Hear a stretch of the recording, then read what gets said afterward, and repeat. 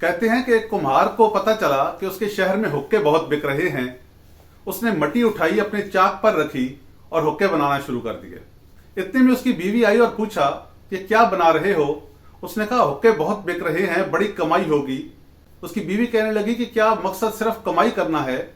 तुम जो हुक्के बनाओगे उससे लोग तंबाकू पिएंगे, बीमार होंगे।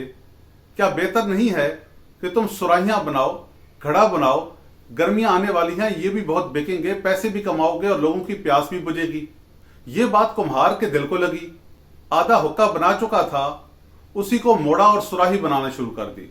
जब उसने सुराही में ढालना शुरू किया तो मट्टी के अंदर से आवाज आई कि ऐसा क्यों कर रहे हो? कुम्हार ने कहा, मेरी सोच बदल गई है, अब मैं हुक्के के बजाय सुराही बनाऊंगा। मट्टी कहने लगी कि तुम्हारी तो सिर्फ सोच बदली है, मेरी तो जिंदगी बदल गई है। पहले मैंने सारी जिंदगी गर्म पानी में जलना था, लोगों को बीमार करना था। अब मैं ठंडे पानी के साथ रहूंगी और सारी जिंदगी लोगों की प्यास बुझाऊंगी। सिर्फ सोच बदलने से जिंदगी बदल जाती है।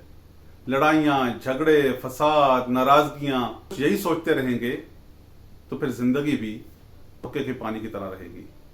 अगर सोच बदलेंगे तो जिंदगी भी सुराही के ठंडे पानी की तरह हो जाएगी।